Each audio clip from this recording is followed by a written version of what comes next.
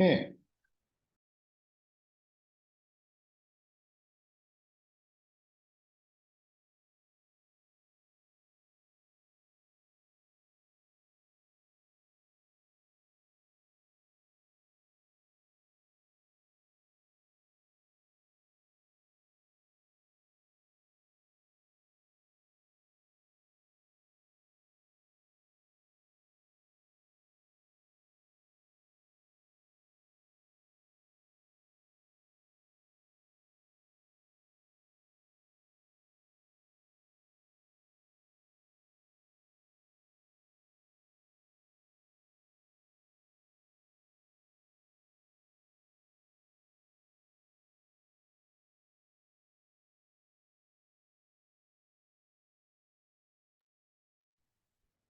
Okay. So I was just responding to one of our colleagues who was looking for a link. They should be able to join us soon. So I have requested that you allow us to record, and so here we go. And that's how wonderful it really looks. I know in here we are missing Donna Kilungi. Um, Otherwise, the rest of us are here.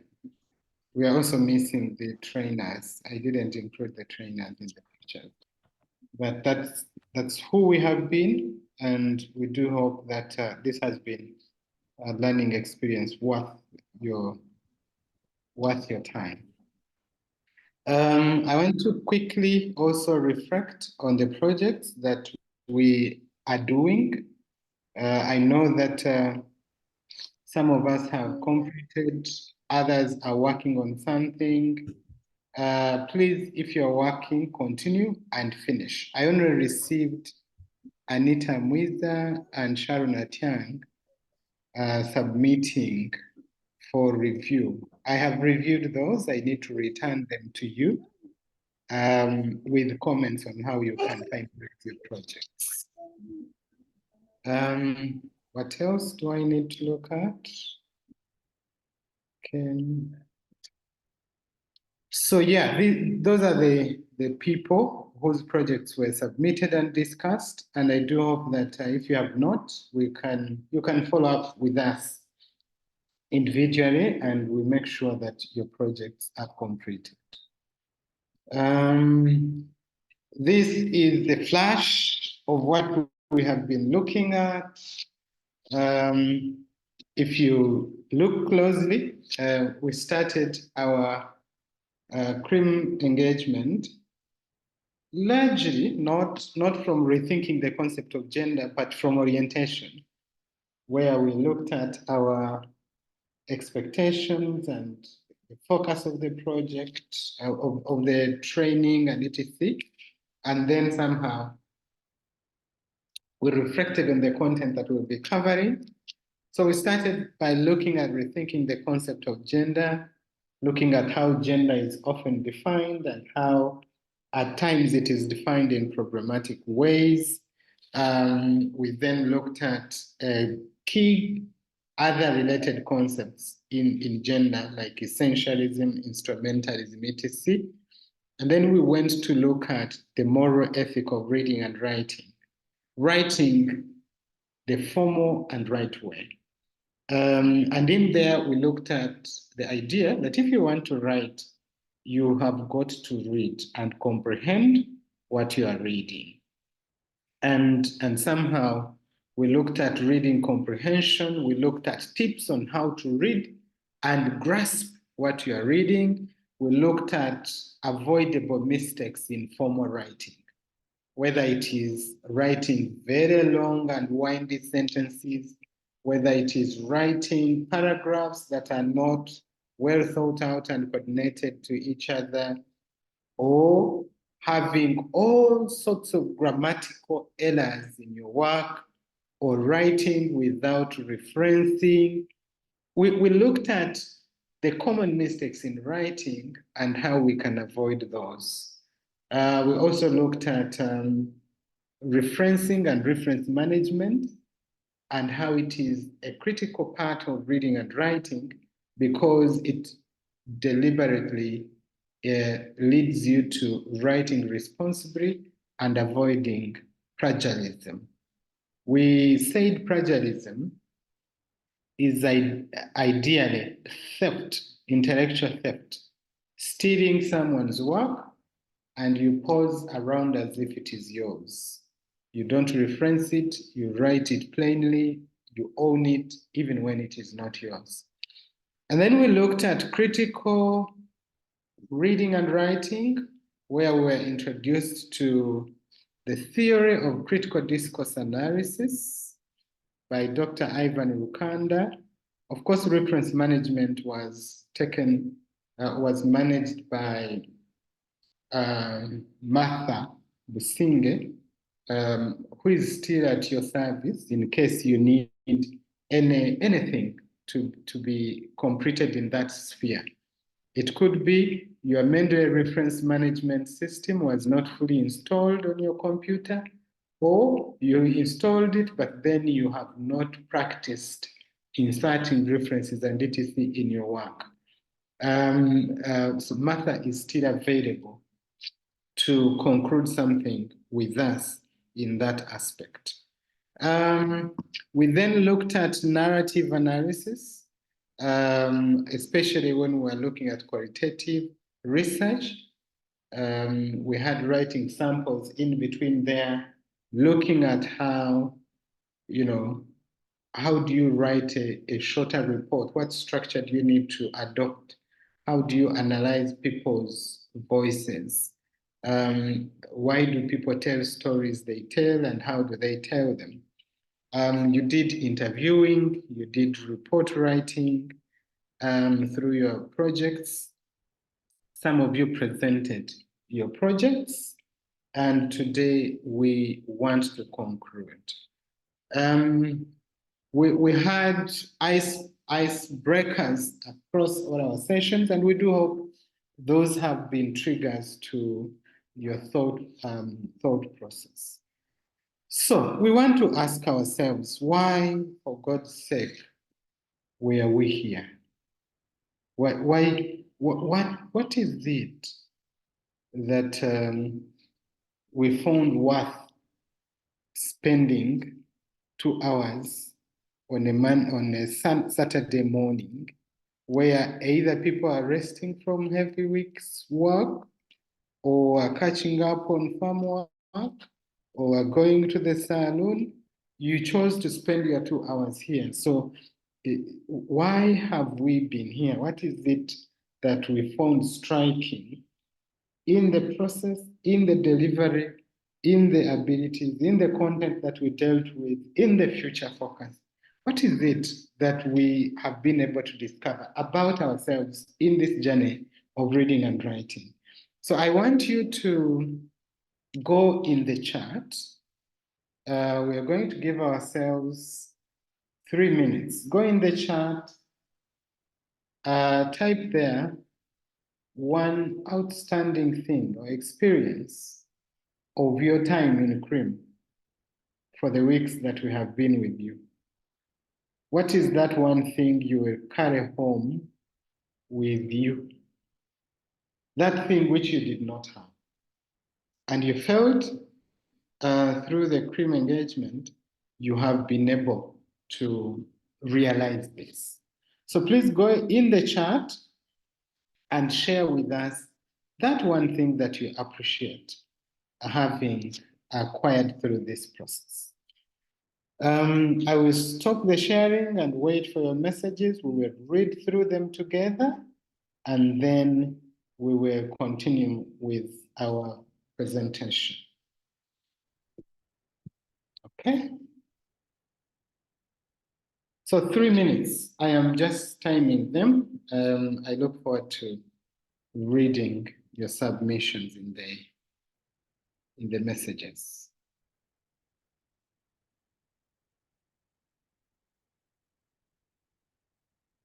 I see Wycliffe has put reading culture. Please elaborate so that we are able to understand what you mean.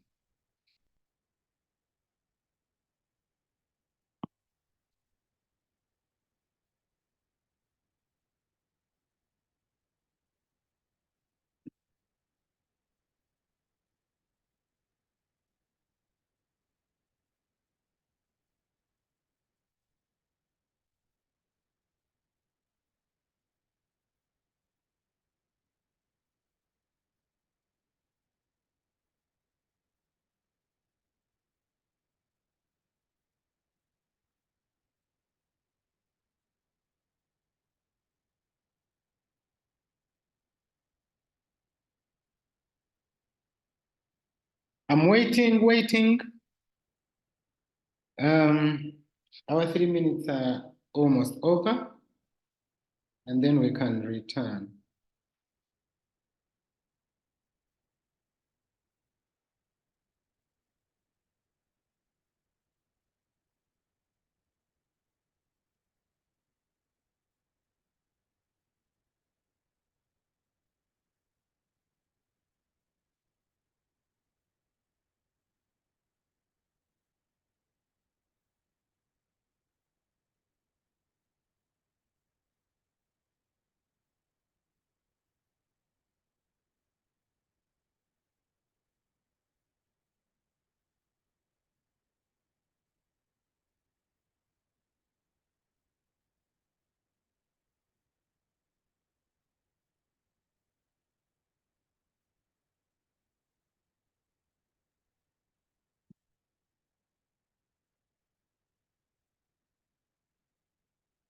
Okay, I can see we have quite a number of them. So we are going to read through our messages together. I'm going to request Peter Chionga. Peter, are you there? Good morning. Good morning, Peter. Okay. Peter is not able to communicate. I am going to request someone to read through for us. Anita, how are you doing? Could you please read these messages one by one? We will start with yours. Okay, so I said I learned to reflectively conclude my writing, that is adding my voice to and view to the arguments. Then Sharon Atiang said that she learned critical and analytical reading and response to any kind of encounters. Businje Martina said that digging deep into literature instead of focusing on the surface meaning, also using my voice in my essays. I also added that we learned reading beyond what the writer is trying to communicate. That is to do like research on who is writing and what context they are writing from. Okay. Wycliffe said that reading culture, when I was joining CRIM, reading was a problem to me. I couldn't read and understand quickly, but due to tactics from here, I can read an article and understand it in comprehensive. Okay. Should I go ahead? Please go ahead. I said that thank you for introducing us to Medley. That was new to me anyway. That was me. Donna also said that she trying to understand the author of the material I'm reading and using my voice. Yeah, so far those are the comments. Okay. Yeah, those are really encouraging comments to really see what we've been able to engage with and learn in the meantime. And I do believe there is much more to learn from digging deeper, centering your voice as a researcher, not just bringing all the others except yourself. Sharon says, I have also developed a culture of first getting to know who the writer is and his or her positionality. And I think that is a very interesting thing.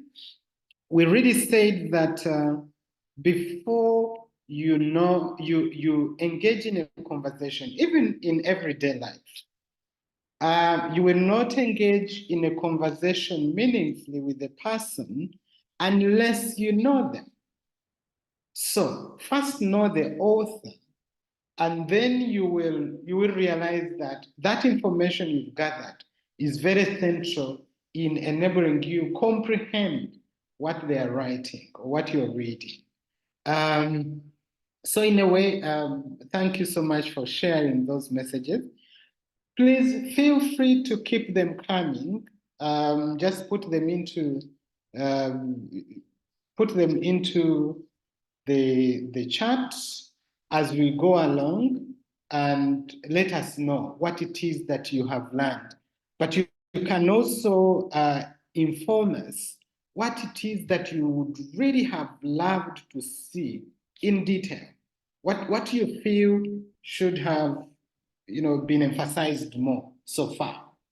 Actually, as we continue to present, please go in your chat and tell us that one area which you feel you needed a little more of information or guidance, so that we can know how we can follow on and work with you going forward. Okay, so I want us to go into understanding the research process, because this is something that we are working with as scholars and as practitioners. We are always requested to, suggest projects, write proposals, suggest a project, a research project, carry it through different stages, and then present a report on it. And so I felt that while you went through this, we needed to go through it together to be able to pick up a few learnings from this logical process. So we are going to start with step one. We have a number of steps. So step one is looking at establishing a research area. So let me say you are either a master's student or you are a PhD student who has just been admitted at a university. You're studying in a certain field, either history or gender studies or social work, whatever field you are studying, sociology. How do you establish yourself in that field? That's one. How do you choose an area of study from that field? If I have applied for MA Sociology and I have been given an admission and I'm finally at campus, and this is a research but also class-based course, how do I establish myself as a critical reader in this field that I have joined? Or how do I choose an area to research about? So that is what we want to look at. Are there things that you can quickly look at? So for instance, if I want to establish an area of study, I need to ask myself, why am I researching that particular area I have chosen? If I have applied for MA Sociology, why have I applied for that course? Is it because there was funding and somehow I saw money, and then all of a sudden this money was saying we want a student who should study sociology? Or is there something that motivated me to choose that particular field of study? If I say I am going to research men and masculinities, or women's empowerment, or feminist leadership, or gender and disability, or gender and history, why am I interested in that? So perhaps that can be written down. And you say, I am taking on this topic because there is something I want to deliberately understand. That could be the beginning point. But the other point you could consider is look at the available literature, the research that is existing, and ask yourself, who has researched in this area? When did they research? When the prominent or those key writings about this topic come out? And when you look at them, what methods did they work with? What did they find out? What forms of knowledge exist in this field? If you approach the literature like in this way, like Martina said, digging deeper, going beyond over the top, you're likely to arrive at either methods that have not been used in this field, or theories that have not been tested out, or information gap that does not exist. So you also ask yourself, what are the existing theoretical knowledges in this field? And ultimately, then you find out what is the gap, or what is the issue that is at stake that I would like to engage with. So you'll ask yourself, why am I focusing on this? If you convince yourself, then convince yourself further. How do I want to research this? Do I want to go quantitative, get statistics, trends, and frequencies? Or do I want to go qualitative and look at the history of things and description of experiences? Once you convince yourself on that level, also ask yourself, where do I want to research this gap? In terms of geographical location, do you want to go in an urban setting, a rural setting? Do you want to go in a slum environment? So there are many things that you ask yourself before you settle for a topic. Okay? So you would, by going through this, you would have established a research gap that you want to focus on. So let me ask briefly, Martina, who proposed a project on understanding student-to-student sexual harassment. What motivated you to do that?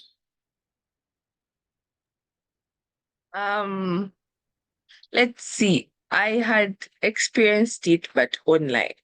Yes, okay, I felt harassed. It might have not necessarily been harassment, but I really felt harassed. I blocked the person, but yes, when I experienced that online, then I went like and read. I think I read one of one of the papers that I talked about before, and I was like, maybe this is something I could actually research on. Yes, that's why I chose. And it's also close to home because I'm in university and my friends are in university. So we are trying to go through that phase in our lives together. So I felt like researching this now is the most appropriate time. Good. I think that was an appropriate choice, a clear justification of why you chose an area that you are working on.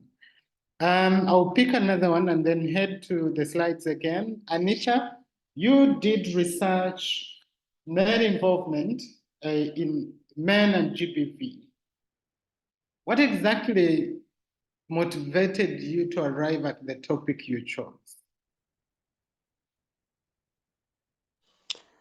So I chose domestic violence among men, especially married men, because I had read that through the literature that, of course, we have a high rate of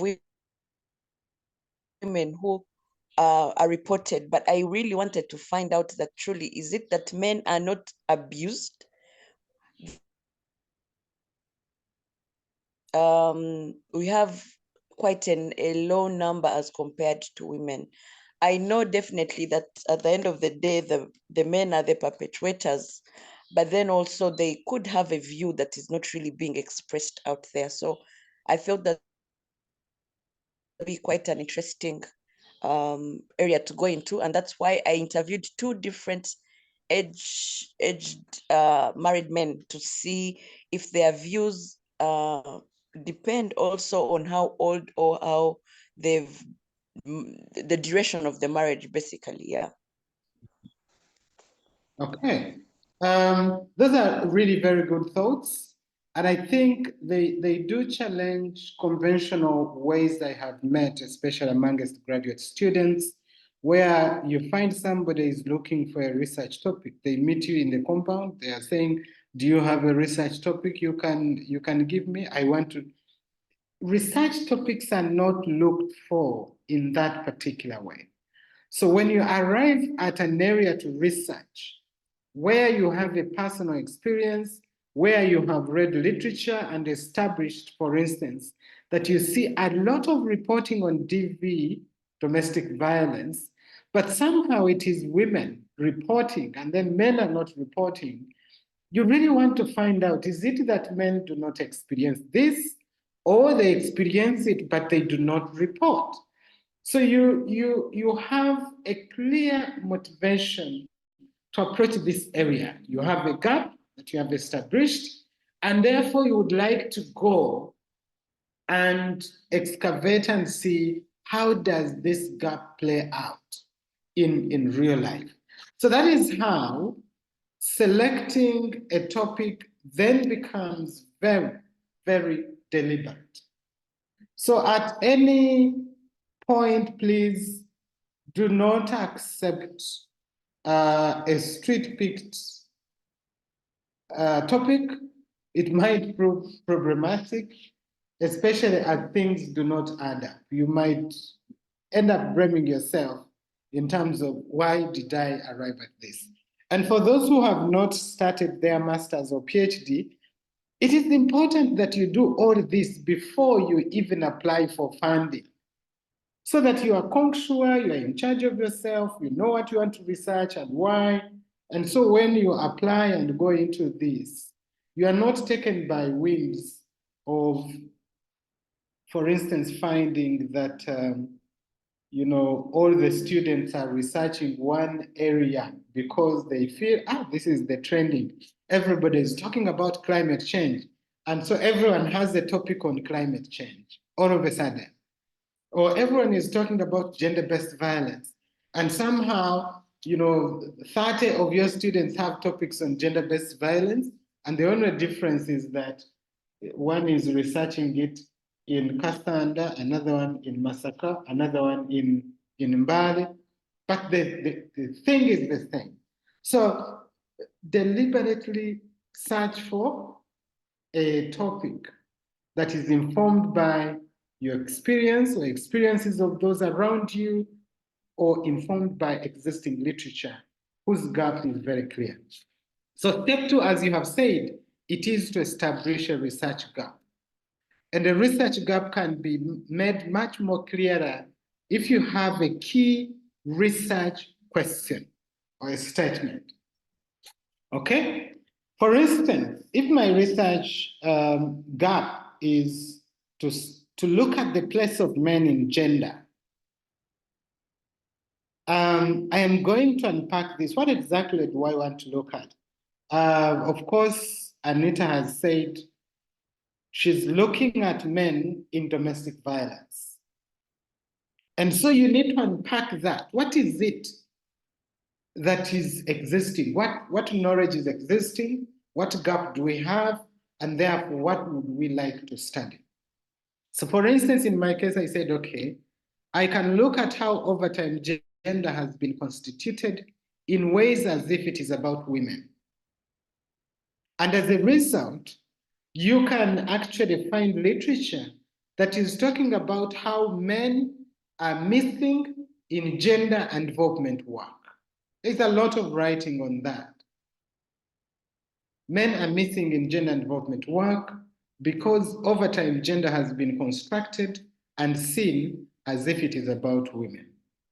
And because of that, we do have inadequate examination of men's experiences as gendered subjects.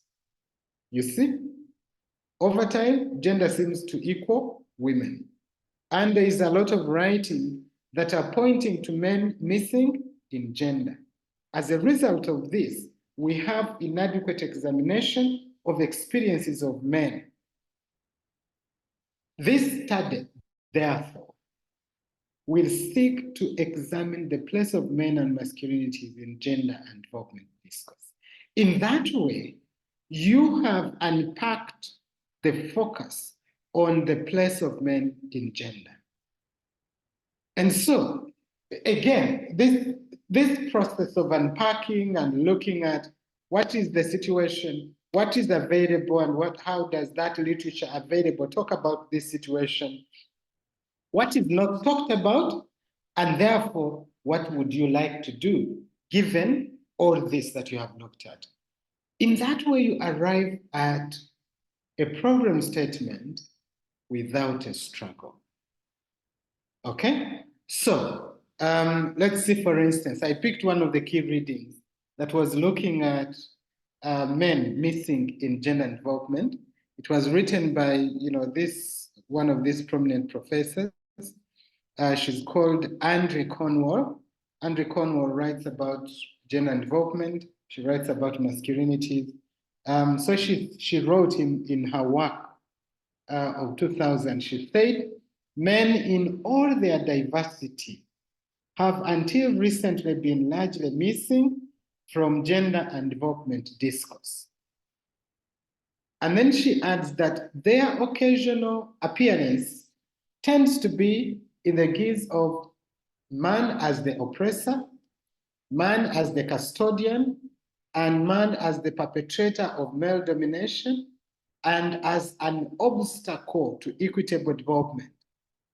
So she's saying men are diverse, they have different categories, but they have been missing in conversations on gender. The only time they appear is when they are being seen as oppressors, custodians of, and perpetrators of oppression against women. And then she adds that representations of men in relation to women often portray men as figures that women struggle with, or fear, or resist, or resent. And then she adds, rarely, if ever, are men depicted as people, as sons, lovers, husbands, or fathers,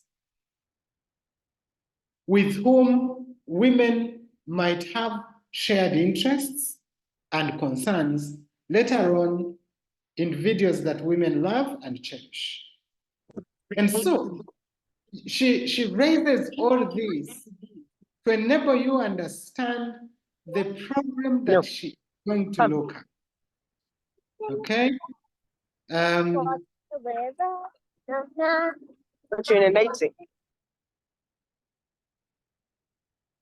so lastly, she says, nor is the range of subject positions actual men may occupy in different kinds of relationships with women, or indeed men, brought into the frame.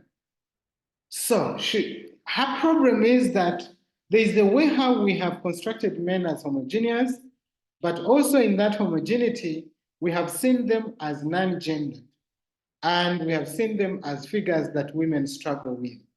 And then she's asking, is it true that men are universal? Is it true that all men are problematic to gender equity relations?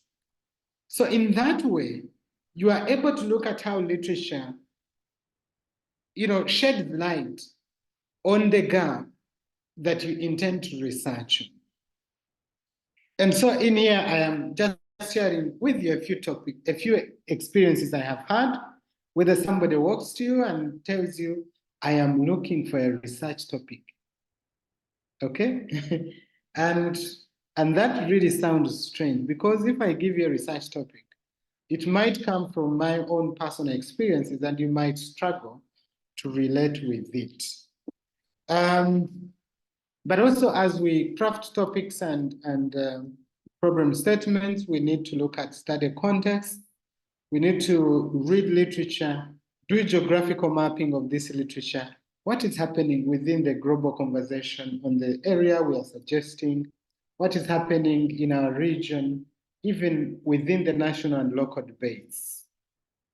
We can ask ourselves what conceptual and theoretical debates are existing in this area. And by doing that, you're really building towards a precise and very specific study area, which will enable you to look at what it is that is at stake that you would like to research. If men are experiencing GBV but fail to report, do you want to find out why they do not report?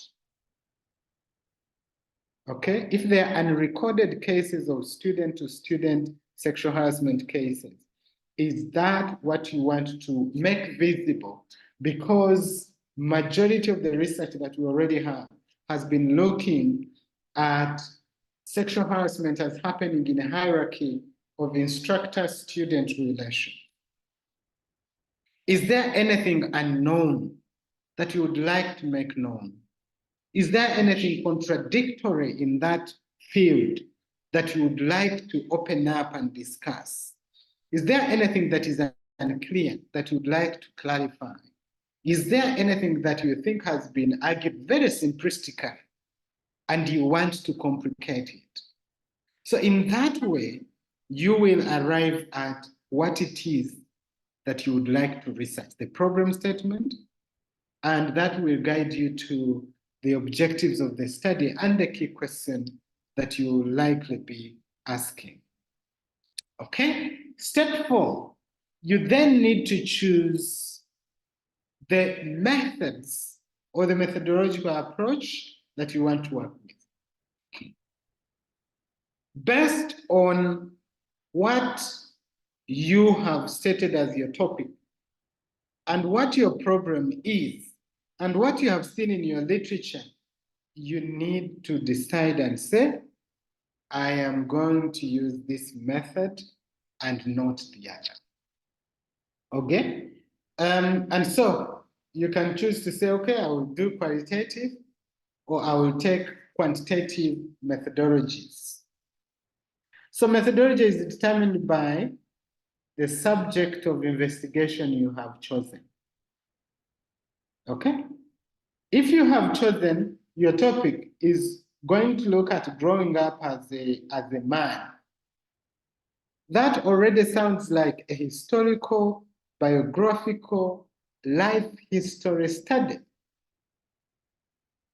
So in such a study, would you go for qualitative or quantitative? So you need to ask yourself, if I want to understand about the history on how somebody grew up and the experiences they have gone through, do I take a qualitative study or do I make it a quantitative study? I also wanted to know the theoretical and methodological orientation of the subject area can guide on what kind of theories and methods have been used in the existing studies. You will go into some studies and you find that a majority of these studies actually have been very qualitative because of the nature of the discipline. It is anthropology, it is looking at the history of things, it is looking at how people have lived, it is looking at the norms. And then you find that majority of the studies you have reviewed, 9 out of 10, they are qualitative. And you are suggesting a quantitative one. Can you justify why 9 out of 10 people in the field you are researching in have been using qualitative, and for you, you would like to use quantitative? So this is not to say that you must use what they have used, no, but you must justify why you are differing from the dominant methods that have been used over time. Okay? I'm going to stop there. In the meantime, I saw 3 messages coming through. I don't want to leave a question unanswered, just in case. Okay. Okay, I'm looking through. Okay, I think it is Carol who is saying, I love this work. Wow, you are pro masculinities. I love your work really. The work is fresh, not over-researched topics. Carol, you need to be sure whether you want to be like me. This can be a little bit tasking. We want to be sure that you are motivated by the real problem. Okay, Anita is saying that's how I ended up in gender world. Thank you, Dr. Amon, for making gender seem so easy to understand. Okay, so let's flash back to anyone who wants to share something. Yes, please go ahead. I have a question. Yes, go ahead. What if I want to study about something, but I feel like the existing literature has been done in maybe a different context, maybe about 10 years ago, and I feel right now, currently the context has changed. So can I still use that as like a gap to justify my interest in studying it again, for instance? Yes, I think you can use it as a gap if the context has changed, because you might be interested in understanding what has changed and how it has impacted on that area you want to research. I think I found myself using that justification when I was going to do my PhD. I was looking at gender and politics. And one of the key questions was asked to me in gender studies in the conference room. I still remember vividly, including the person who asked that you're going to do gender and politics. Professor Shire, Professor Sylvia Tamale, and many others have researched this. And they told me this is an over-researched area. What new thing are you going to bring?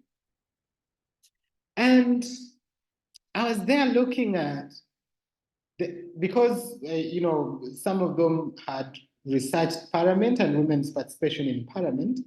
And so I said, well, Sylvia Tamale seems to have researched that area in 1994. And of course, we had fewer numbers of women coming up around that time when affirmative action was starting. But the time I was proposing to study was 2016. And my question was, we still see women struggle to perform on the floor of parliament. So my argument was, if Sylvia Tamale found out something in 1994, and this problem is still persisting in 2016 when higher numbers of women have already entered in, then there's a problem really that somebody needs to find out, isn't it? Somebody needs to find out why women and gender inequalities are pervasive in 1994 when we have 4 women. And these inequalities are still pervasive in 2016 after many years, even when we have 112 women in parliament. Somebody has got to explain what is going on. And so you can justify your choice of the area to study and your gap based on the changes that have happened or the changes that have refused to happen. Okay? So as you're choosing a methodology, ask yourself, what do I want to research? Okay? And why do I want to research that? What do I want to know? What is it that I want to contribute to this existing body of knowledge? Whom do I want to talk to? And what kind of information do I want them to give me? Okay? How do I select the people to talk to? And where do I find them? What relationship do I have with my participants? Am I going to ask and expect answers back? Am I going to carry myself as a dominant researcher, knowledgeable, or I am going to go into the community as a learner and very willing to learn from people's experiences so that I do not impose answers on people? Imagine somebody asking, so here, you women, are you beaten? No, I know that you are beaten. You know, they say we are not beaten, and you're saying, no, I know that you are beaten, so why are you beaten? What kind of relationship do you want to have with the participants? And what kind of questions do you want to ask? If I said I am not beaten, and for whatever reasons you are insisting that I am beaten. Whose experience do you want to go back with? Or even if you know it is on record that I was beaten in a domestic violence brawl, and you come and say, do you have any experience? Have you experienced? And I say no. But somehow you know, either through the media reports that this happened. Do you insist that no, I know you were beaten on this day and etc.? Or do you go and analyze and ask yourself, okay, this person experienced a case of violence. I am asking them, they are saying they were never beaten. Why are they keeping silent about this violence? So these are dynamics of a qualitative research. The other question you want to ask, what ethics guide this research process? And once you have finished all that, you need to ask yourself, as you start writing and analyzing things, what did I actually do? There's a way how people do all these other questions, and then when they come from the field, they cannot tell you how they did what they did, which I called textbook methodology. If you're reading a textbook that is on qualitative research, and then it is saying interviewing is done like this, and then you go and cut out your interviews, and then you come and use the same language, the way it is written in the text. But are you sure that is what happened? Because at times in graduate studies, we are looking for your personal experience of what actually happened. And sometimes what actually happened is different from what the textbook is saying. The textbook is saying you will go approach these individuals, request for an interview, they will give you an interview. You will go there and you ask, can I please request to talk to you? And somebody says, I do not have the time. And you approach 10 people out of 10, only 2 people accept to talk to you. And unfortunately, you don't want to share this in your personal reflection of what you actually did. And by doing that, you're denying us an opportunity to learn from the experience that you had in field 1. So be genuine and say, you know what?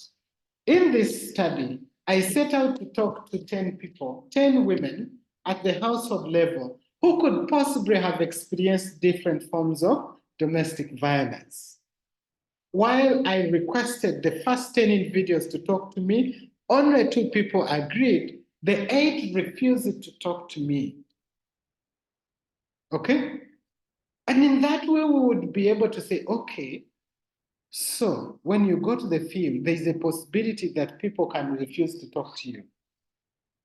So we end up missing all that experience that you have gone through because when you come, now you want to go in the textbook and open the book and tell us, or according to Holborn, interviewing is this, and then you define it according to how the textbook is saying. And then you say, we don't need this so much. Yes, we need it to guide us, but ultimately we want to learn from your personal experience. If you want to use the method, how did it play out? Did you interview? Did you ask people? What did they say? Did they also ask you? And that kind of thing. Okay, so I'm going to stop the slide. There's a hand that has come up, and then I see what you're asking. Go ahead, quickly. Yes, thank you, Doctor. I hope you are getting me. Yes, I can hear you. Yeah, I just wanted to add something small about what you have said on that part of ethics. And actually, like in the methods, actually most of what we read in the textbook, I think it is for the guidance. But when you come to the field, it is actually you are facing the reality. Yeah. And in most cases, that reality is totally different from what is in the text. I happen to be in the field, and like we were requested, these people to sign on the consent form before we start our interviews. But we went in the community, and actually people were not consenting. You could explain and explain to them, but the people, they don't want to consent. Otherwise, they were saying, let us first conduct the interviews, then I will consent after asking me your questions. So, Yeah. and we see that in the text, they are telling you something which is different from what the people in the field are saying. And Yeah. another thing, like when conducting like the focused group discussion, remember they are telling you that everyone should be participative, should be active, but you conduct an FGD, but you find that there is that one person that doesn't want to speak out, and that person is always accepting what other people have said. So the field is somehow different from what we read in the text. I beg to submit. Thank you. Thank you, Wycliffe. And we end up cheating ourselves and cheating the academia by refusing to speak about the reality. So the textbook might have documented a particular experience, but this is not the experience that you're going to encounter every time you go in the field. So it becomes helpful if we get these different realities shared out there, so that we know that while some people can consent right from the beginning, others may not. You may be given this consent paper, and you're told, okay, everyone must consent to this before the interview starts. And you give I mean, if you're interviewing these high-profile individuals in politics, you give them a call, the guy has said, okay, please come, we will talk. And when you come, you give them, this is a member of parliament or a minister, you give them that paper of yours to say, okay, can you sign here for me?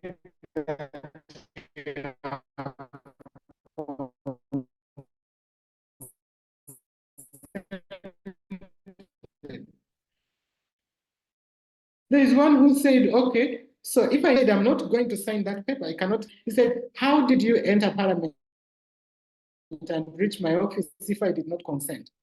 He contested to say that consent does not necessarily mean putting a name here and a signature and etc. Some categories of respondents will not sign on that consent form, but at the same time, they will consent to speak to you.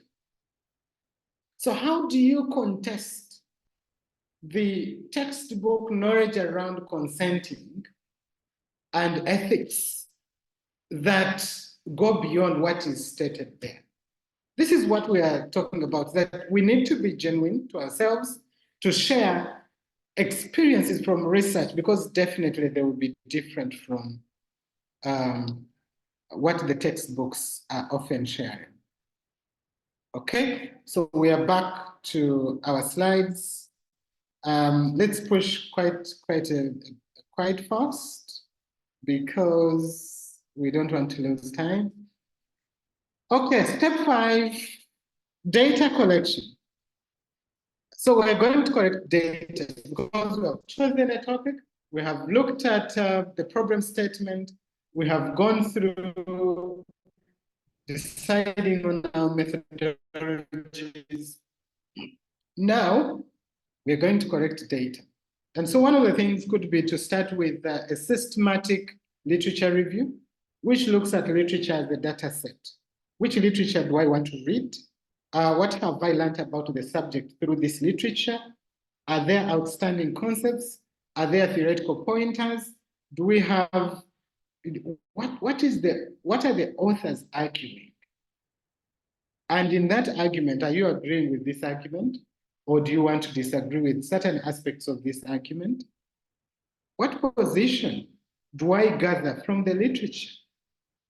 And some of these things, the arguments that you pick and positions from different literature you're reading could be tested out in the field. So you need to conduct a systematic literature review to inform yourself of what is existing out there and go into the communities with that frame of mind. So that could be the beginning point. The other point could be look at the participants. You have chosen the participants, you have chosen the methods that you want to use. When you actually reach in the field, as Wycliffe was saying, how do you use these methods? Do you use them as, especially for qualitative, do you use them as standard methods? Standard interviews against the active interviewing. Sometimes you sit before a person and say, okay, good morning, good evening, etc. I would like to talk about this. Say, okay, let's continue. And then you ask, are you married? And then somebody asks, what do you want to do with my marriage? Okay, so at times, interviewing is not about asking, getting an answer, asking, getting an answer, asking, getting an answer. It may not go like that. You may find situations where participants are raising questions to you, where they want to learn about something in the course of the interview. So how do you handle an interview in an active way so that we move from standard question answer to a dialogue and a conversation that is able to give you responses on a particular subject you are engaging in? You also need to look at biographies of participants, because these can be findings in themselves, or they can be contexts to enable you carry out a very complex and interesting and intersectional analysis. If I am going to research about gender-based violence in a region, let me say Busoga region, and then I am going to have a focus group discussion with women, and then I collect all this biographical information, their names, their marital status, whether they are married or not, and then I collect the age at which they were married. Were you married at 14, 15, or what? Then I correct the number of children each one of you has, and then the level of education, and then the type of marriage. Are you monogamous, polygamy, etc.? If I correct all this information, just know, even before we reach to asking questions in front there, I might have gotten a context in which I can be able to understand why there are higher cases of gender-based violence in such kind of communities. So pay attention to biographies of participants, but also pay attention to what participants say, as well as how they say what they said. And this will determine what counts as data. Imagine you are speaking to a person, an old man, asking him, how did you grow up as a man? And they are telling you a story. And in the middle of the story, they break down and cry. an adult man. And then I am here waiting for you. You come back, you have transcribed the interview, and there is no reference to how this man broke down at minute 10 and cried, and how this sobbing continued for the next 5 minutes until he came back to senses. You think that crying is not part of the interview? So active interviewing requires that you put your attention to what the participants are saying, but you also look at how they are saying that they are saying. The how, the emotions they pour out, the performances they conduct during the interview could be significant to tell us, to enable us to understand that they have shared. Okay?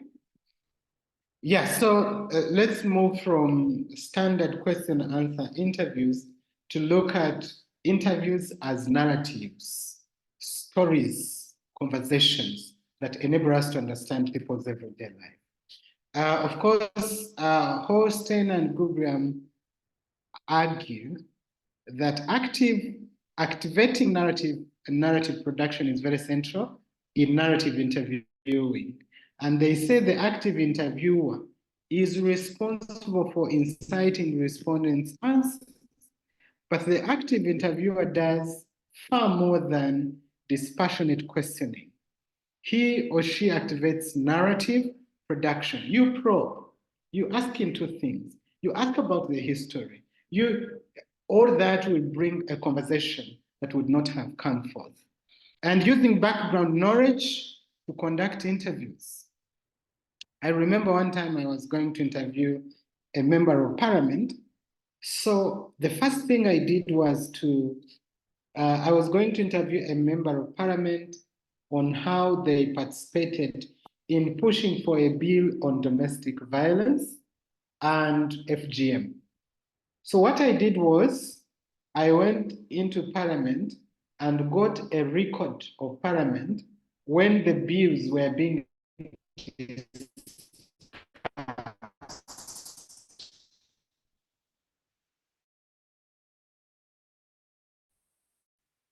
I looked at who said what at the Hansard, the record of parliament. So when I reached there and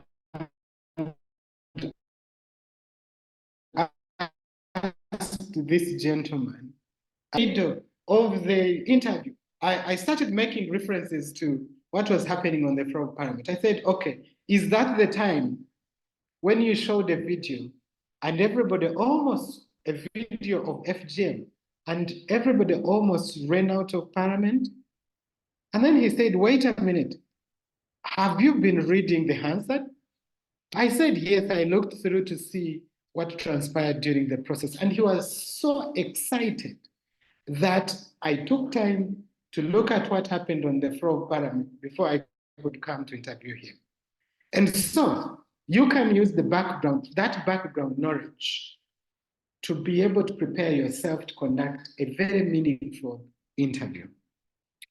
Okay, and once you have corrected your interviews, manage your data very well. If you have recorded, you will need to store the recordings safely and make sure they are not appropriated by people who are not part of the research and misused.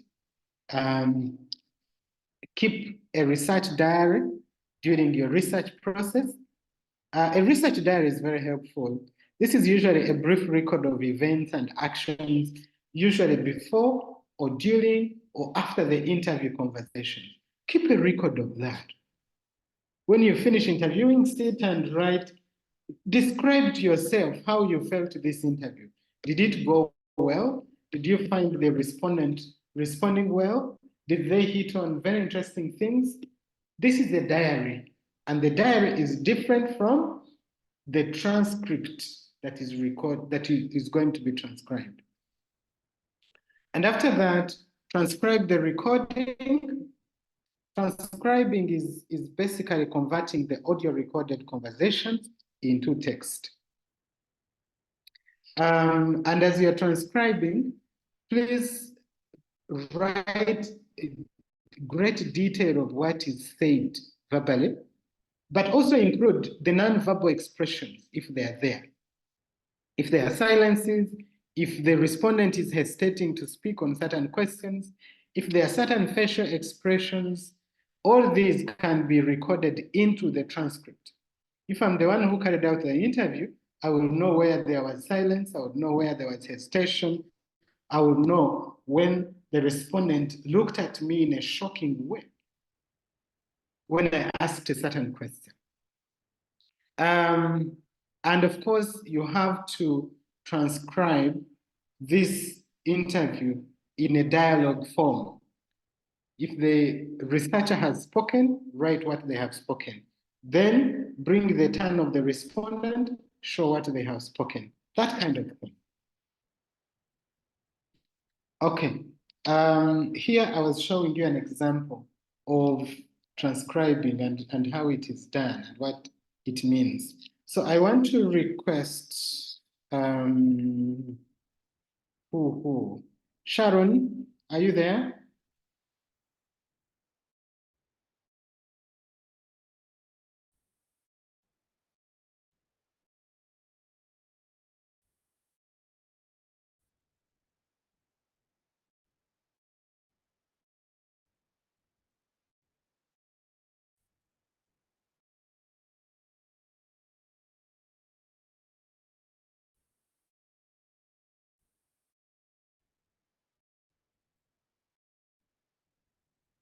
Sharon, are you there?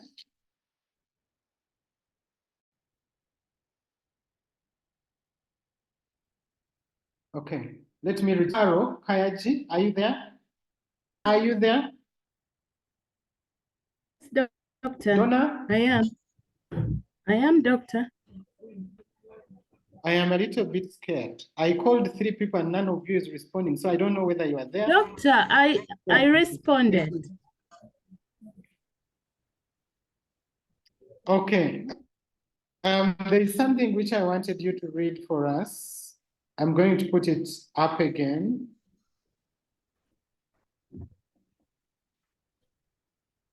Once you're able to see, please read through for us.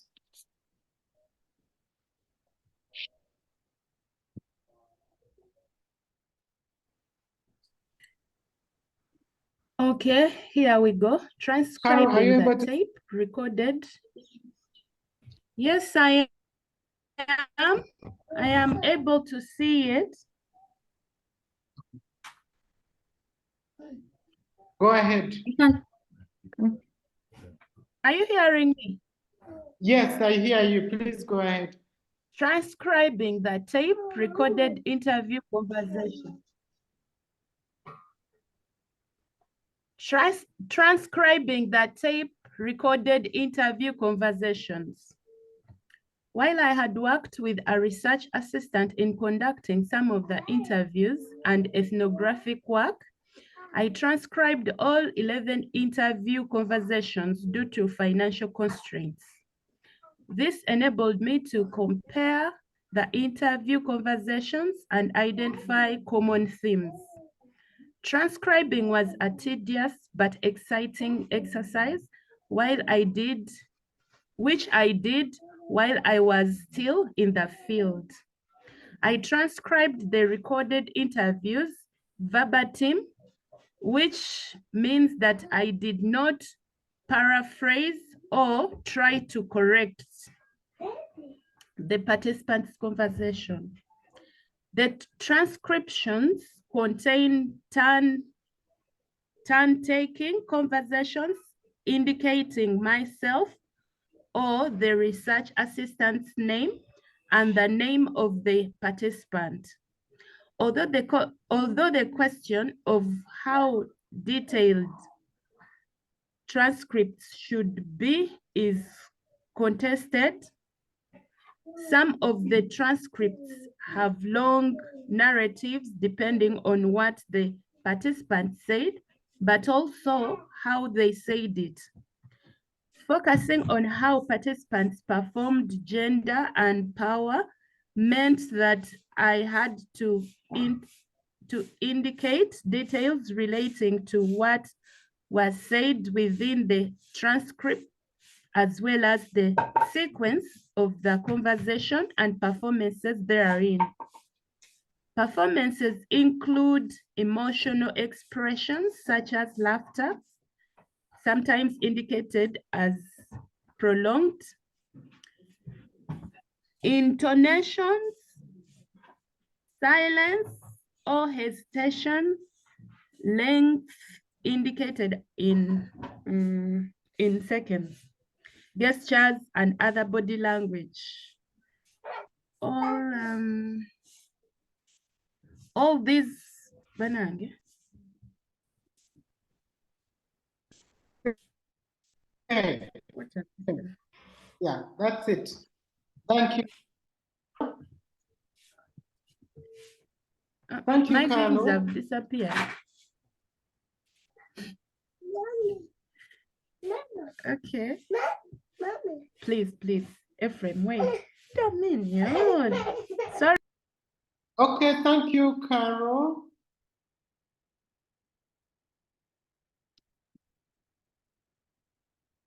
Thank you, Carol. You're welcome, Doctor. You're welcome. Thank you for that reading. I'm going to change gadgets a bit quickly because one is flashing green and not giving us good signal.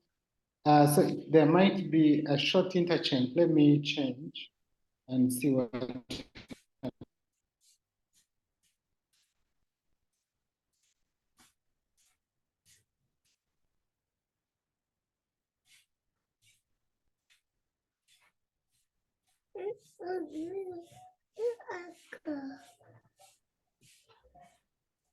Okay, I do hope that the second gadget has picked appropriately and that we are able to hear each other. I want to go back to what Carol was reading. She was sharing with us basically what transcribing looks like and what you do. So you can imagine this is in a dissertation, and I am talking about transcribing tape recorded interviews. And you can imagine all this being written about. And when you look back to your dissertations, you will realize that there's a lot that you did not write about, which would have enabled people to know what transpired in your research process. Does anyone have any question or any reflection on that transcription? Anyone? Yeah, I have something to share about transcribing and generally about active interviewing. Yeah. There's a tendency where some scholars actually go with predetermined questions and answers in the field. And sometimes when they come out of the field, they end up deleting some of the things that are actually very, very crucial in research. So what we usually call data cleaning, people clean up data and think some of the information is not good, or refer to some of the interviews as bad interviews, and which actually leads to people writing very general information or general findings.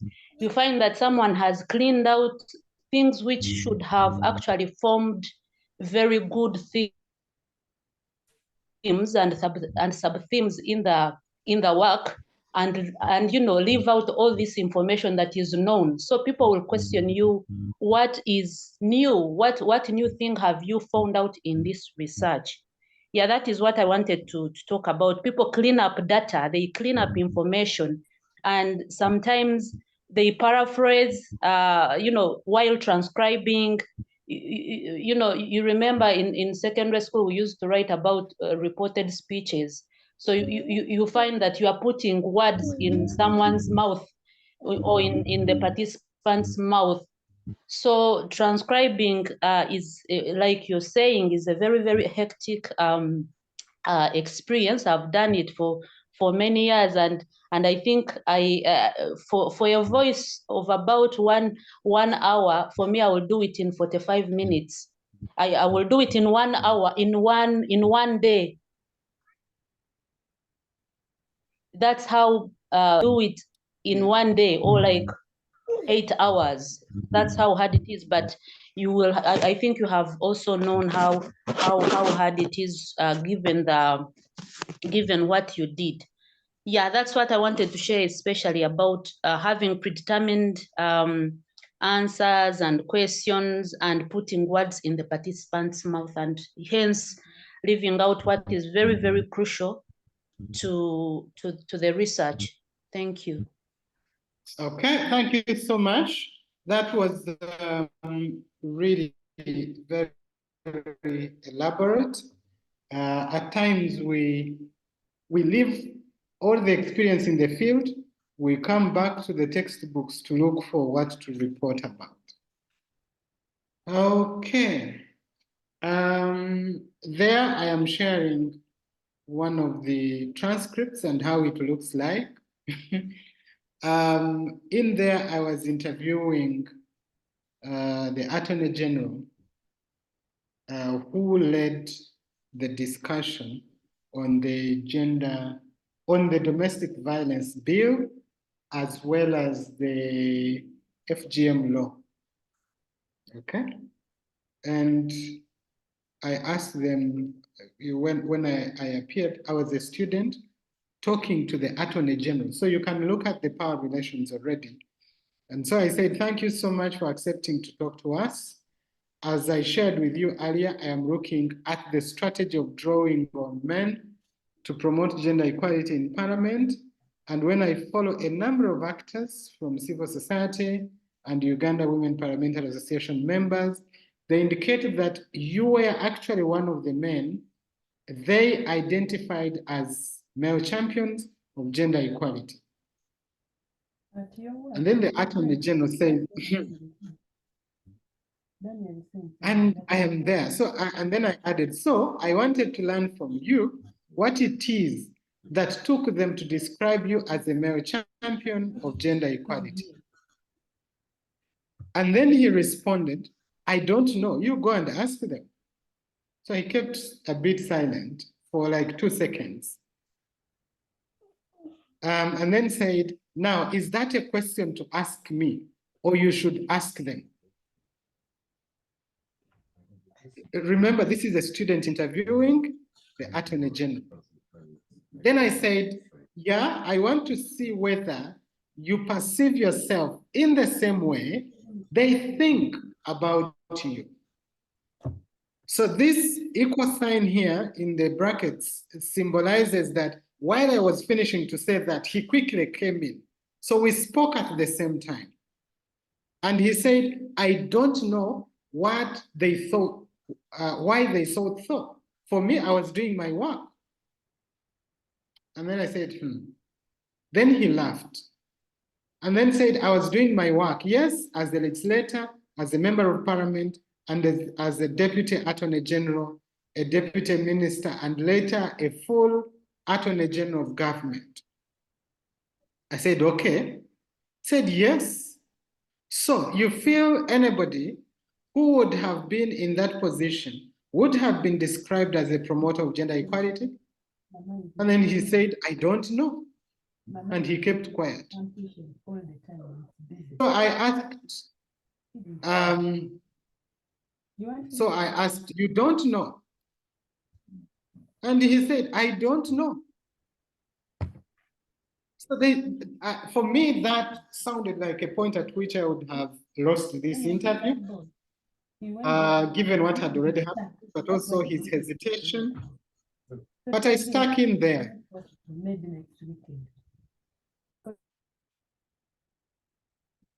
I stuck in there. He said, I don't know. And then I repeated, you don't know. He said, I don't know. And after some silence, he says, now let me give you the practical historical fact. And then there was silence like half a minute. And then he said, up to 1981, my father passed on. Okay? So I want to ask you, just one or two sentences. Imagine that was an interview that you are carrying out. What do you see? What are you seeing? What is your feeling at that time? What do you see going on? Just quickly share with us. Yes, Doctor, I want to share according to what I have seen. Yes. I see that the Attorney General was so hesitant to give you the information which you wanted, and I don't know whether this could be as you have said, the power relations as a student and Attorney General maybe could be the one of the thing that could lead him not to tell you what he was really meant to tell you. Yeah. Okay. Maybe. Thank you, Wycliffe.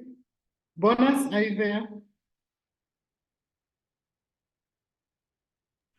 Yes, Doctor, I'm there. Mhm. And what I'm seeing is, of course, the guy was hesitant to give you some information, but you were persistent. Yeah. Okay, thank you. Carol? Okay. I think the guy was full of emotions. He could have been, the topic was quite uncomfortable, according to what I see.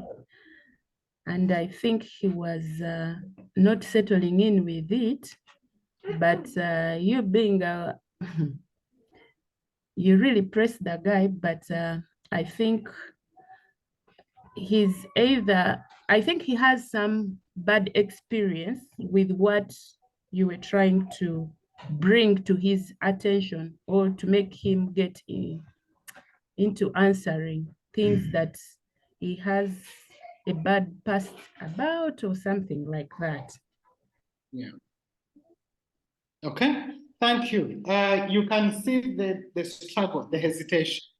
The real actually is that when you look around, he actually later opened up, and the opening up was he had given us only 5 minutes because he told me, you are a PhD student, you should be able to summarize things. So he gave me only 5 minutes. So all that struggle is happening when you have been given 5 minutes. And so I said, yes, I will take the 5 minutes. And he later on opened up and we spoke for 45 minutes. But the idea was that he felt uncomfortable because I started by saying that he was identified by women to champion a certain bill, which sort of seemed like I'm giving prominence and power to women and women members of parliament and women in the civil society to identify him to champion this cause rather than him doing it himself. So you can see in the interview that one of the things that made him uncomfortable was that I attributed and gave power to women and sort of, misappropriated it from him.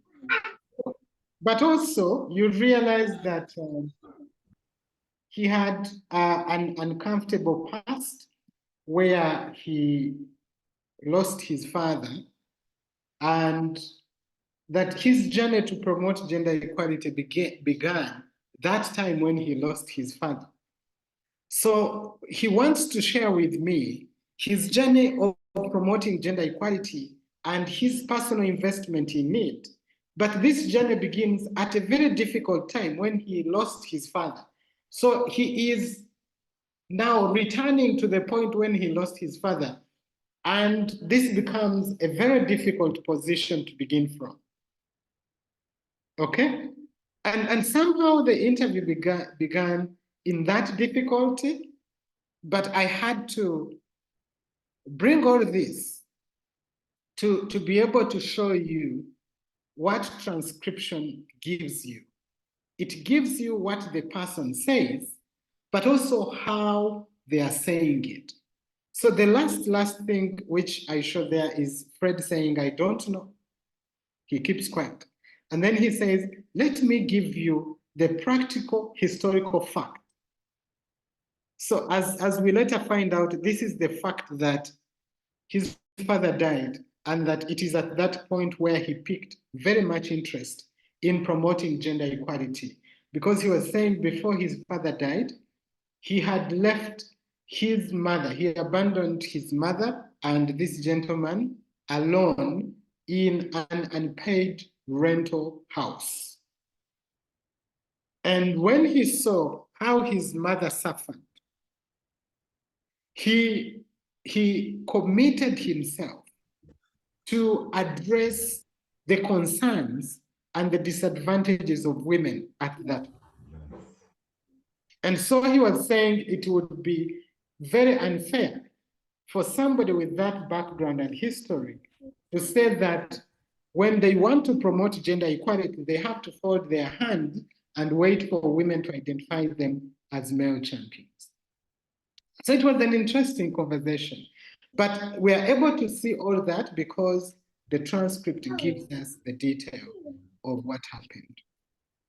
Okay, now you have your transcripts. How do you do data analysis? So don't get tired, we are coming to an end and we will wind up. So step 6 is data analysis. I want to first mute Carol. And then we proceed. Data analysis, number 1 is that critically read literature as a data set and establish your conceptual and theoretical argument. E.g., you might want to look at how you position masculinities as performed, as constructed in culture, in symbolic ways, etc. Conceptual literature is the lens through which to understand data. So you're not going to interview 2 men as Anita did, or you're not going to interview the 2 students as Atiang did, and after interviewing them, you want to analyze their transcripts.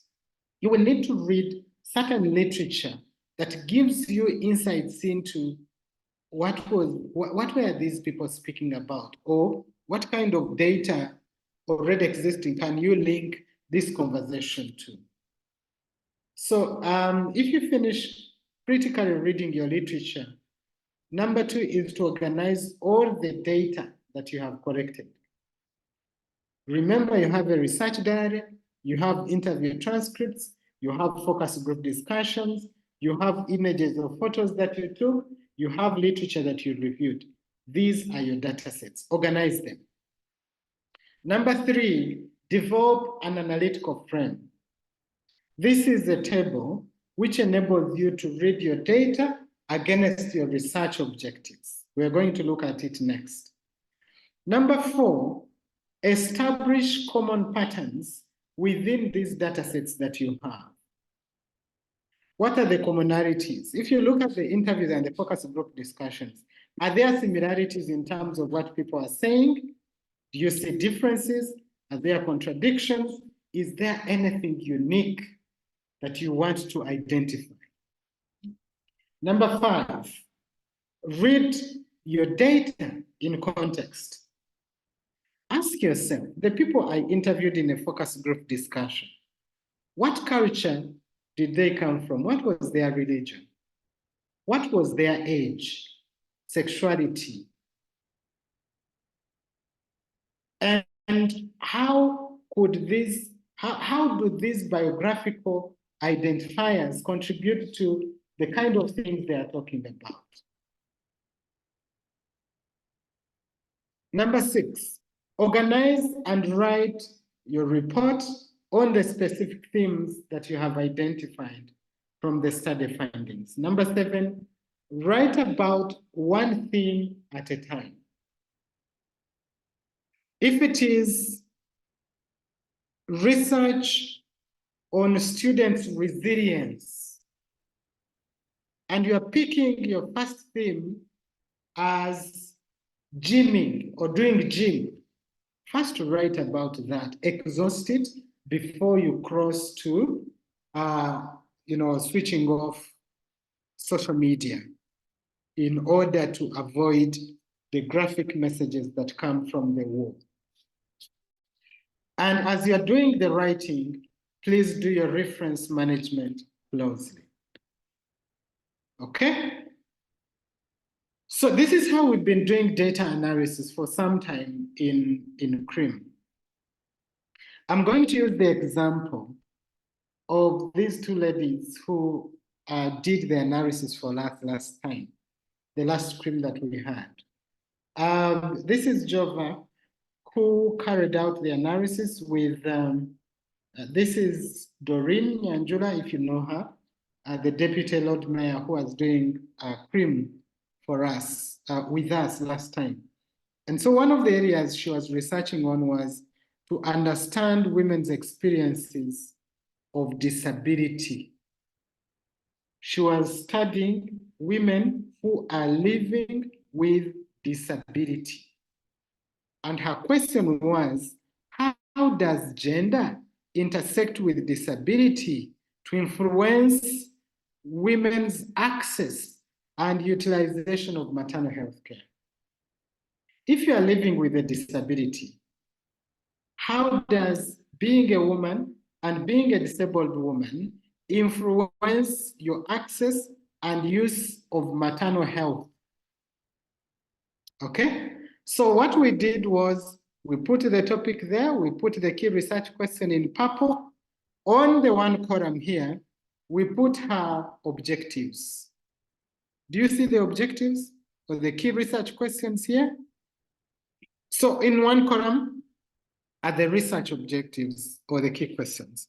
How do women living with disability construct and how are they constructed and represented in society? And how do those women perceive themselves? Then the second question was, how are those women perceived? How are women living with disability perceived? And how do they perceive themselves? And then the other was, what is the influence of these social perceptions on women's access to maternal health care? And the last one was, how do these women cope with disability and maternal health? So that is our column. In the other columns then, we put our data sets. So we put information, category 1, women living with disability, the interviews, one-on-one interviews. And then in the other column, you have key informant interviews, you have focus group discussions. So those are, let's say those are the 3 methods that you used. So you're going to go in your transcript with women living with disability and look at how did these respondents respond to this question? Okay? For instance, how did these women say they cope? So then you will bring that, that message on what they said they cope. How do they cope? Some of them said they cope by giving birth. That to cope with disability, you have to give birth because then your identity and your help and everything is in that child that you have given birth. So you plot your table in that way. You go to the focus group discussion and you look at how people in the focus group discussion responded to these questions and pick all those key responses, plot them into this matrix. The second last column, you will put there, what do I see? When I look at how the women responded to question 1, how the key informants responded to question 1, how the focus group responded to question 1. What is common here? What could I see as a theme that is coming from all this? Is it to say that, for instance, women living with disability are constructed as people who do not have sexual feelings? And therefore, when they go in the hospital, they are often blamed, hey, do you also get pregnant? So you develop your themes and put them here. And once you have developed your themes, then ask yourself, what literature do I need to understand these themes more? So each of these, identify one key text you want to read to understand what these people are talking about more. And the moment you do that, you have an analytical frame that should enable you to write on a number of themes that you have developed here. And once you have written your themes one at a time and finished them, you are moving towards a conclusion. And the trick or the principle of conclusion is that you need to step out of all the data, all this data that you have been doing. You need to step out of it, step aside, and ask one key question. What do you see? So this is a beautiful picture. I want to first get off and ask, let me see who has asked. Donna. Donna, are you there? Yes, doctor. Did you see that picture? I must say no, doctor. Let me do it again, and then I ask. Yes. You saw that picture? Yes. What do you think this picture is? I don't know how to explain it given the caption and the picture. Like, I look at nature, then I'm looking at conclusion, beauty of the woods. Yeah. Doctor, no. I pass. Okay. Who wants to tell us what do you see? What do you see in this picture? Anyone who wants to share with us?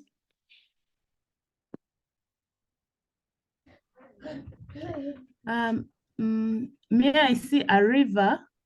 Mm-hmm. Hello. Yes, Carol, go ahead. Hello. Carol, we can hear.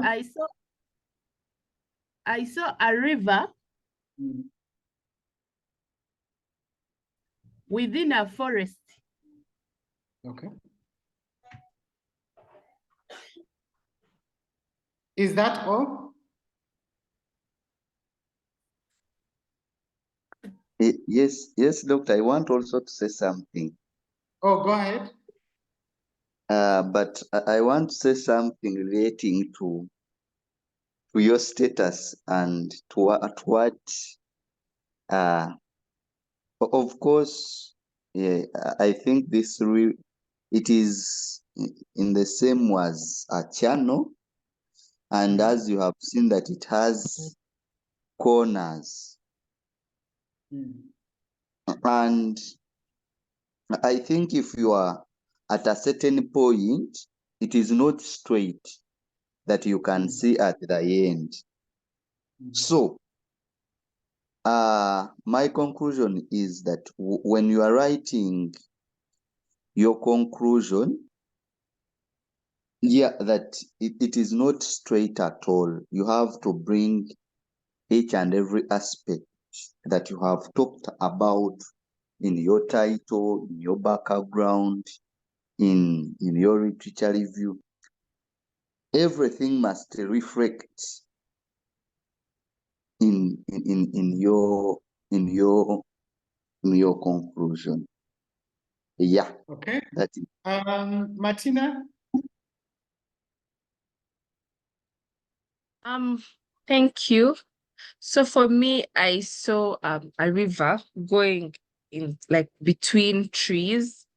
And since we are talking about the conclusion, we are saying that most likely the conclusion gives life to your essay, because I believe that the trees look so beautiful like that, because of the water, that the life that the where there is a river, there is fertile soils, and obviously some bit of water is seeping into the trees. So I feel like the conclusion gives life to your research project or essay. That's what I understood. That's quite interesting. Sharon, Atian? I think I'll relate to what Wycliffe shared. I see a river, but it's kind of not straight, it's zigzagged. So I'm assuming that if you're writing your conclusion after going through all the processes of the study, and then you want to come up with one final finding of a study, you have to first clear all those maybe zigzag spaces that are going to lead you straight to the final clear conclusion of your research, but also putting in like clearing those zigzag spaces, like you trying to bring in all the input from other sides, criticizing, also bringing in the literature and your own interpretation of everything involved, so that all the responses from other aspects are included in and nothing is left out, while also clearing the other zigzag. Make sure you don't leave out any important information. That's my interpretation. Thank you. Bonus, and then Jova. Bonus, what do you see? One word, what do you see? Yes, thank you, Doctor. Yeah, I also relate to what Wycliffe said.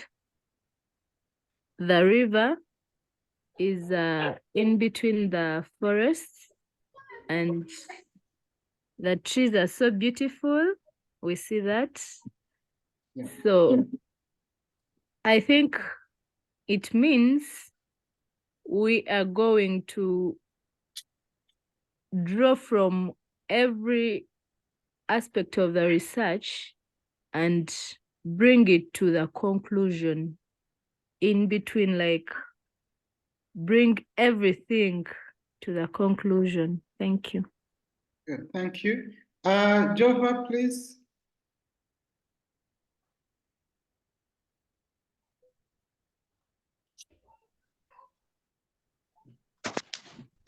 For me, I think it is looking on top because when you look scenery, I think when you're concluding, you look on top of the things that you have been writing about, not necessarily bringing the findings in the conclusion and all that and the methodology, but just like looking on top. I don't know if I've been understood, but you just look on top of everything that has been covered in the study as you conclude. Okay. So let me bring our last step here, step 7. And thank you so much for all those input. I didn't know all this diversity. First of all, this is Amazon. I don't know whether you know Amazon, the Latin America huge expanse of the tropical forest. This is a forest that is separated by a river. So the first thing that you see, I know Bonus usually takes pictures. She feels like taking a selfie somewhere here. This is something beautiful, okay? But the beauty of this Amazon forest can be maximized by stepping out of the forest itself and having a broader view, an eyes view of this scenery. So you are able to appreciate the beauty of this by stepping out of the woods. Step out of the woods, look at the woods over the top, and you will appreciate the kind of layout and the complexity of beauty that the whole picture presents. So if you look at that picture, if you go in there, you are likely to see different things. If you took a forest walk, you're likely to see individual trees of different size, of different height. You're likely to see the undergrowth and etc. So the details that you're seeing when you are walking in the forest, those can be considered as the micro, subtle, exciting findings that you have done in your study, which we started a long time ago.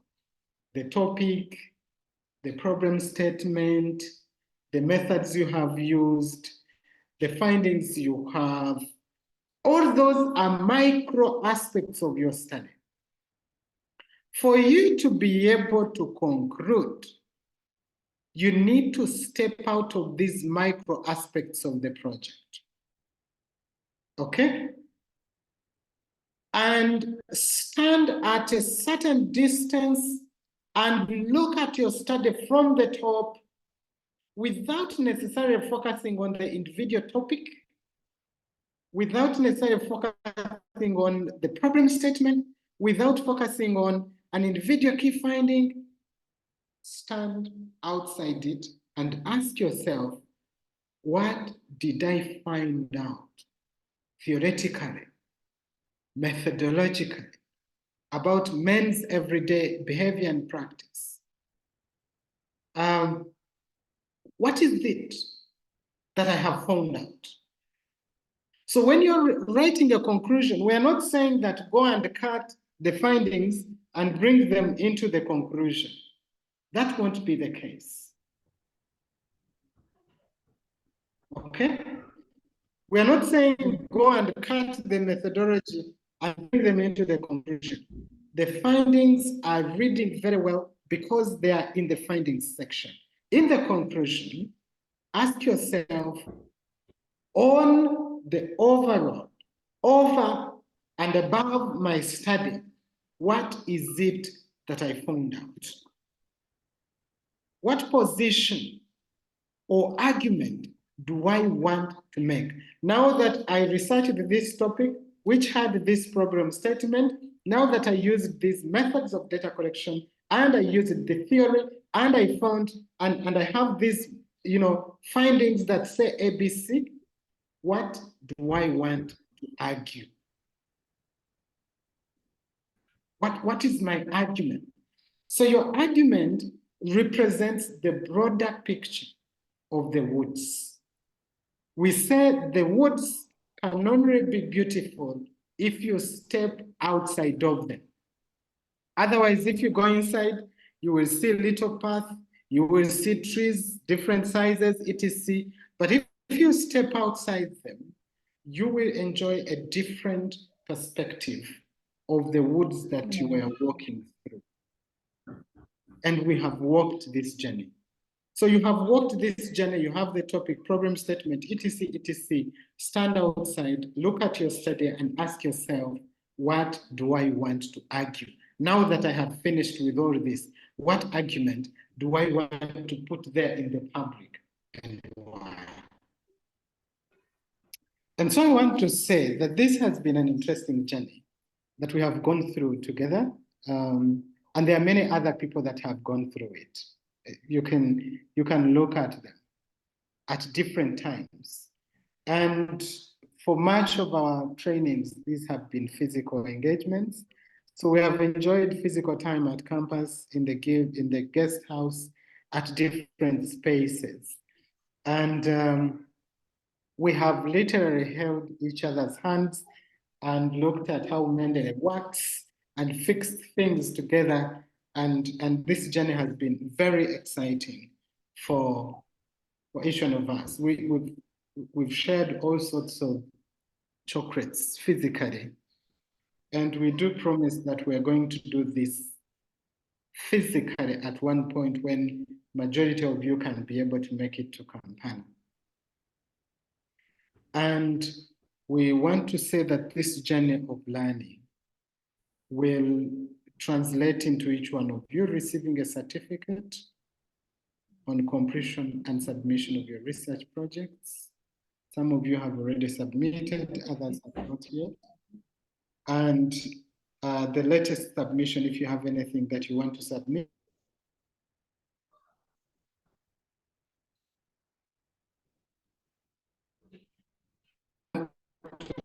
will continue to work with videos to ensure that you publish your work, whether as blogs or as newspaper articles. We're going to now embark on the journey of publication.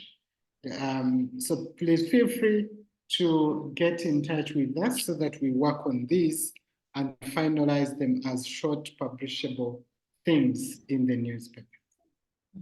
The CREAM certificate will exactly look like that. The certificates are ready. We can only sign them after you have completed the session today, but they read CREAM Research Center and they look at critical research in men and masculinities research center, hereby certify that a person has attended and successfully completed the research fellowship on introduction to critical reading and writing. And we do indicate that the fellowship adopted participatory learning on the following aspects: rethinking the concept gender, the moral ethic of reading and writing, systematic literature review, reference management, critical discourse and narrative analysis, participatory forms of qualitative research, researching men and masculinities, research project design analysis, report writing, and presentation. It is exactly 6 minutes past our time. We want to stop here and say thank you so much for giving us an opportunity to walk through with you this journey of learning. We want to believe that there is learning that has started. Reading and writing is not a short-term thing to reproduce in 1 month or 2 months. What we have done is that we may have triggered and resuscitated the interest in critical reading and writing. What follows then is for you to deploy the lessons and learnings that we have engaged in practical ways to go and do as we have, instructed. And as you practice, you will find that there are many other exciting things to how to read and how to write. And please do not hesitate to pick on those new learnings as well as you enjoy your journey of reading and writing. So I want to stop here and wish us all well. It's been close to 2 months of excitement on our part as instructors, and we do hope that it has also been exciting on your part as students. We look forward to your complete reports submitted to us. We look forward to another new phase of working together to ensure that you publish. We want to make sure that by the end of May, we have evidence of published information from our cohort of CREAM research. Otherwise, Wycliffe, Anita, Sharon, Atian, Bonus, Donna, Carol, Jova, and Businje, thank you so much. Your certificates will be signed in the course of next week, and they will be shared with you. As we said, we will look for a day where all of us are available physically, and our certificates will be shared then. Otherwise, we will give you a soft copy to you wherever you are.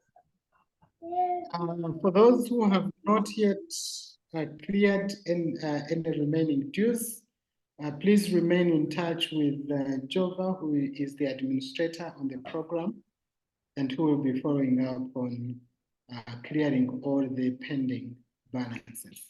Otherwise, I want us to stop here and say, until we agree on that day when we can meet physically and have an outing together, we will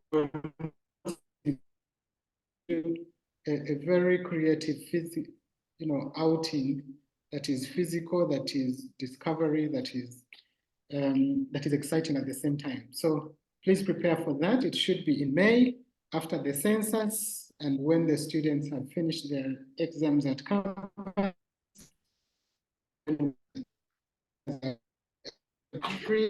All the trainers.